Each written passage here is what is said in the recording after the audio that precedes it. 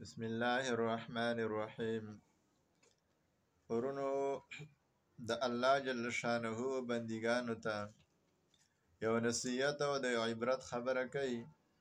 او الله جل شانه بندگانو ته فرمایي افلا ينظرون الى الابل کیف خلقت، چې پیغمبره تاو دا ټول ستا امت او هر انسان له پکار دی چې هغه د الله تعالی د مخلوق ته د عبرت په نظر باندې وګوري. مخلوق الله تعالی ډیر پیدا کړي، اتل زره مخلوق. وهب بن منبه فرمایي چې اتیا زره مخلوق دومره الله تعالی پیدا کړي دي، او په دې اتیا زره مخلوقاتو کې انسان ډیر بهترین دی. د دې د وجنه الله تعالی انسان اشرف المخلوقات پیدا کړي دي، او به دغه انسان ته الله تعالی فرمایي بندا افلا ينظرون الى الابل كيف خلقت. بندا تر د ټول مخلوق یا مشري او نگرانی تعالی را پکار دی چې ته د هر مخلوق ته د عبرت په نظر وګوري. په دې نظر ورته ونه ګوري چې دا زماوي دا زماوي دا زماوي، بلکې په دې نظر ورته وګوره چې په دې مخلوق کې الله تعالی څومره عبرت خوسته دي. عبرت نو ځکه الله تعالی فرمایي افلا ينظرون الى الابل كيف خلقت. د دې د وجنه موږ تاسو د الله تعالی مخلوق ته وګورئ. په دې کې اوخم دی. الله تعالی فرمایي تاسو د دنګو خانو ته نه ګورئ چې الله تعالی د لوړ خان تاسو له پیدا کړي دي او تاسو تابع کړي دي. ګواښه خوري شو دي استعمالوي او هغه باندې سواری کوي، خپل پیټي بارونه بوجونه پیوړی. او به الله تعالی فرمایي تاسو د بر اسمانونو ته نه ګورئ. ویل السماء کیف رفعت، بنده بر اسمان ته وګوره. ګوره موږ او تاسو زمونږ خیال دا دی چې ګنې موږ چې څه ته ګورو دا ګنې اسمان دی. دا اسمان نه دی، اسمان د دې نه ډېر پورته دی، او اسمان د دې نه چې کم دی ډېر شوت دی. اسمان دا نه دی، ولیکن الله تعالی فرمایي تاسو وګورئ بره د الله تعالی مخلوق ته نظر وکئ. اسمان مخلوق دی، اوخان مخلوق دی، ورته وګورئ.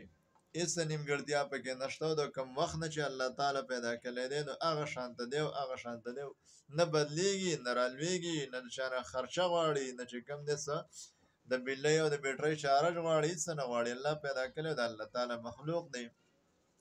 بې الله تعالی فرمایي د غرونو ته وګورئ بندګانو، غرونو ته وګورئ. ویل الجبال کیف نصبت، او بندګانو تاسو د غرونو ته وګورئ چې الله تعالی څومره قیمتي غرونه پیدا کړي. په غار کې څومره قیمتي شیونه پراته دي. هغه چې قیمتي دي، ونې قیمتي دي، لال جواهرات ورسره د ماربلو نور قسم کاڼي چې خلک د خپل استعمال لپاره راولي او په خپل کار خلک راولي او هر څوک د فایده اخلي. خلک پکې څاروي ساتي، خشاکونه پکې کوي.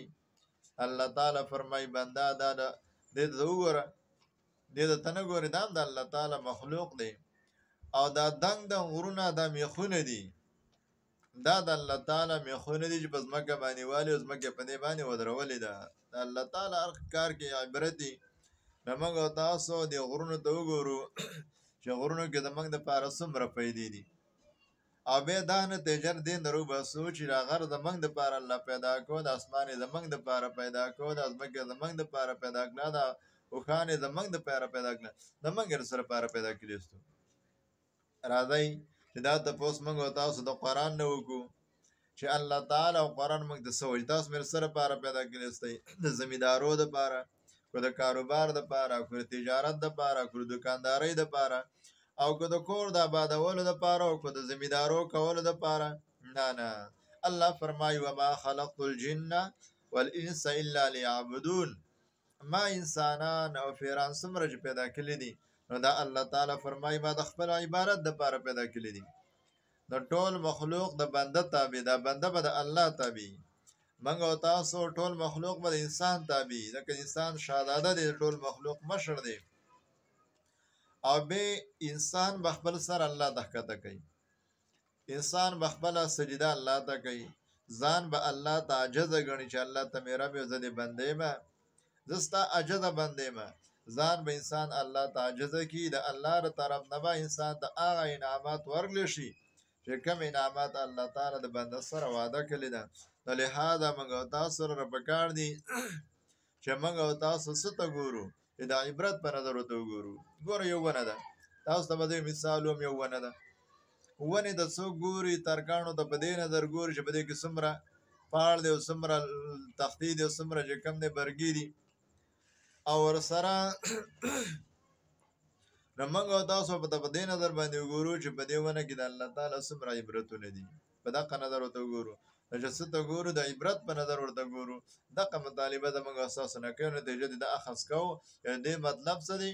که سره پر الله پیدا کړي دي، او زمونږ مطلب سره پر الله تعالی پیدا کړي استو، او بیا تاسو د قرآن نه کوو چې موږ الله تعالی سره پر پیدا کړي استو، موږ الله تعالی دغه پر پیدا کړي استو. څنګه چې سورې زاریات کې الله تعالی فرمایي چې ما انسانان او پیران د خپل عبادت لپاره پیدا کړي دي، لهدا موږ د الله تعالی د عبادت لپاره پیدا